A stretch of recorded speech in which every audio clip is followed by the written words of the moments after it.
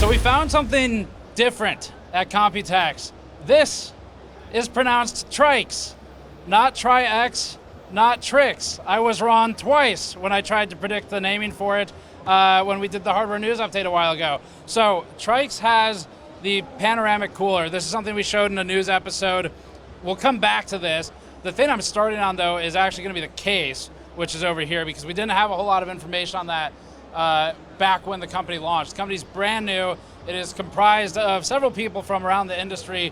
So Asetek is heavily involved. There are people from Cooler Master, from ASUS, defectors maybe, and they've come together to make some cases and some coolers, and they're pretty different. So that's what we're going to be talking about at this booth visit at Computex 2024. Before that, this video is brought to you by Squarespace, and visiting squarespace.com/gamersnexus will give you 10% off your first purchase with them. We've built a number of our own websites with Squarespace, where we list catastrophic PC hardware failures to inform subscribers of those failures. We also built our store website with Squarespace using its built-in e-commerce tools, and of course we built a website for our CEO Snowflake because she demanded our audience know who really runs the show. Get to the core of your idea and spend less time on web design by signing up at squarespace.com/gamersnexus or click the link below. All right, so for the Luca, that's this case here. All of these are in the Luca family. They're different variations.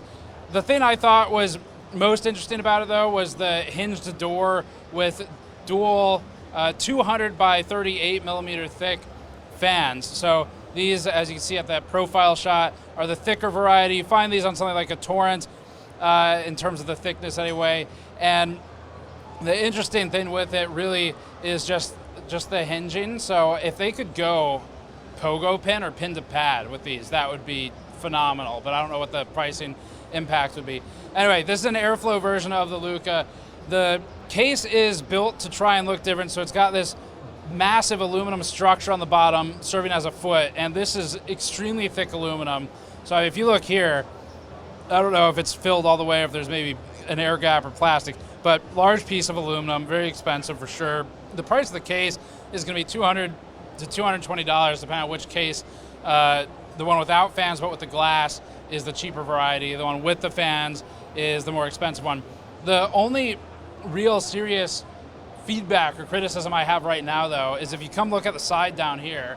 So because of the way this aluminum structure juts in, and actually we'll be able to see it from B-roll shots to the side too, it ends up obstructing access to air for that central fan position especially.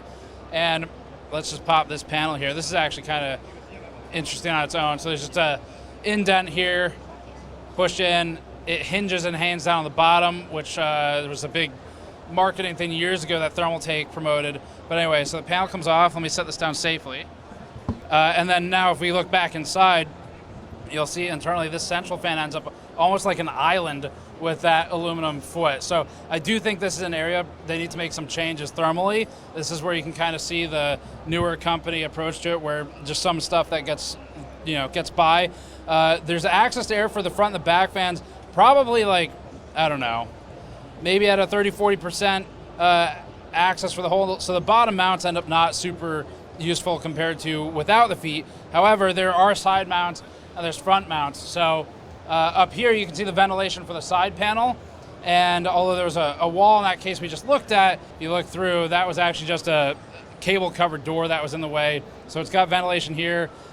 That would be fine. It's just the bottom really needs to get an update. Now for other interesting features of the case, it is semi-modular. It's not fully modular, but this power supply shroud down here can be pulled and shoved up into the top of the case, which over there we have. So this, I'm just like really playing with fire with all these glass panels. This has a power supply shroud mounted in the top, or actually it's the whole power supply chamber. So the PSU goes up there now in this configuration, and then under it, you can see that the motherboard tray has some screws. So internally motherboard tray, there's this screw here, there's a couple more down here. All these pieces pull out, and then the board can shift up or down, at which point you would also move the power supply. So it's an interesting idea. Just a lot of small mechanical touches. It's stuff that you normally wouldn't think too much about, but then you realize you don't see it in too many places. Up top, there is a somewhat strange handle, but there's a second handle which is hidden underneath this top panel in the back of the case. and then they're offering some level of engraving or customization service. Don't know the details on that really, other than they can put your name in it or something. So that kind of covers a lot of the basic features of the case. All right, so backside of the case, there's actually, you can see it right here, there's this indent to pull. So we're gonna pull the panel off, pop that down. This is, by the way, an aluminum panel. So insane amounts of aluminum on this.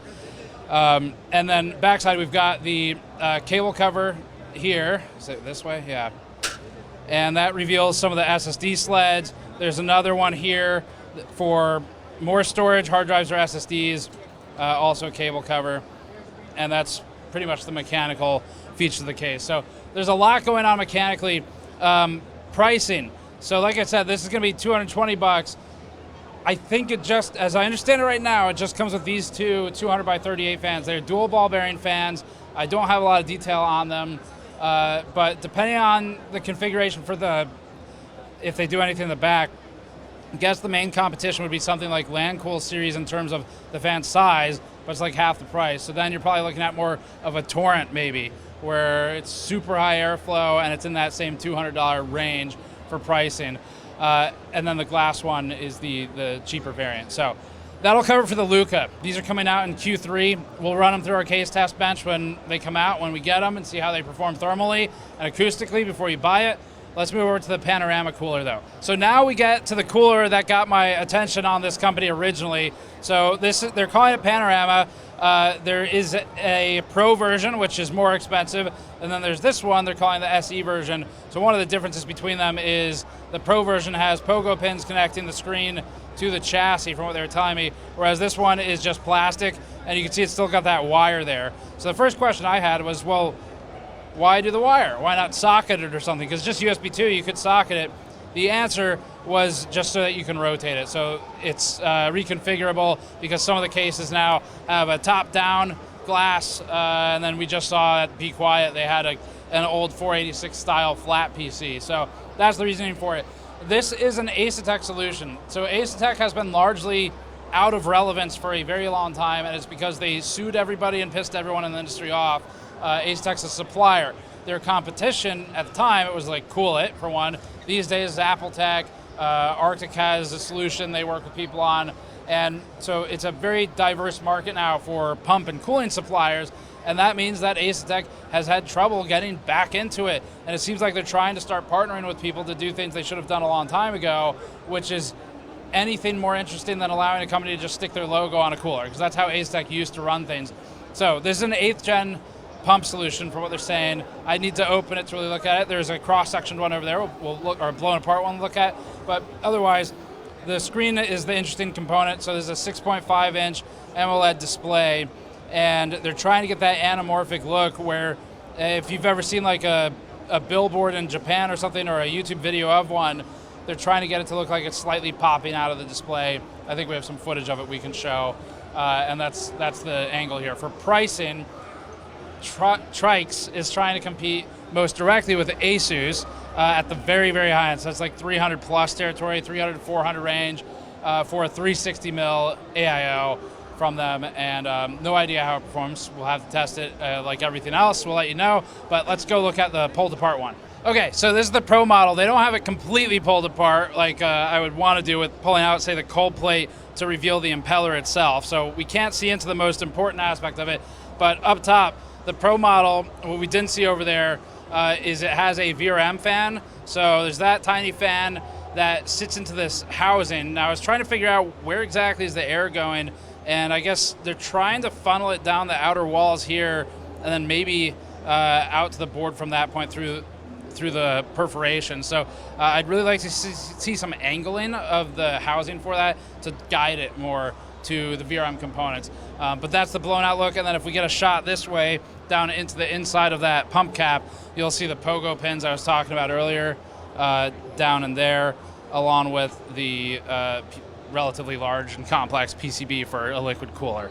So the last thing we'll look at is going to be the mini ITX cases. All right, so the last one, well, actually there's one more we'll look at really briefly, but I'm going to keep this one kind of short. This is a smaller form factor case. Say smaller because this is still relatively large, but it has a stretched out look to it. You can see down here, it's been almost like scaled up, and that's because on the left, this is the non-stretched version, so I guess you're able to kind of pull it apart. Now this is all prototype. There's no price yet, there's no release date yet. I don't know how all of it works yet, so we don't have a ton of information. Basically what they're trying to do is get a 15.6-inch laptop 1080p display on the side of the chassis, and then if you've ever seen the iPower Snowblind years ago, it was a thing they did where they tried to get a screen on the side of the case. That's what Tryx is going for here. Now, for these things to work really well, you need basically all white components. You need a ton of bright white LEDs because backlighting the display, right? It makes sense. So that's how they typically work, at least for the Snowblind. But this is called the, I'm going to go with Spes, and that's really all we know about it. So let's just move on instead of bumbling around how it's a prototype. Last one. All right, so the last one belongs in the 70s. I feel like I've just done a lot of acid or something, because I'm not sure what's going on. They're trying to do different materials, so it's an experimentation where everyone's doing wood, and this is going for fabric, I guess. That's kind of the story. Now, Inwen did a fabric case called the Alice some time ago. I don't think it was too popular. Everybody referred to it as a hamper for laundry, but that had a cloth over it. This one, they've got some kind of, I don't know, like almost just like paracord or something. This would be very restrictive to airflow, which is, of course, the only thing I ever talk about. They have a nice carpet on the side over here, and I'm going to go with not for me on that one. So this one is the Otavia? Doesn't matter. I'm not going to buy it. But the cases that are cool. So the Luca's very interesting, and then the Panorama is very interesting. Panorama in particular, because it's trying to compete in the ultra high-end liquid cooler market, performance is going to be king, and Asetek we haven't looked at in a while. So I'm excited to test that, see how it does. The Liquid Freezer 3 has been on the complete opposite end, where it's just going for cheap. That's kind of Arctic's objective. So Tryx is going the other way with the more, I don't know, we'll call it like fashion approach to PCs. Kind of like Height is doing with some of their stuff like the thick Q60. So very interesting on the cooler and on the main case over there. And that's it for this one. We'll check back with reviews later. Thanks for watching. We'll see you all next time.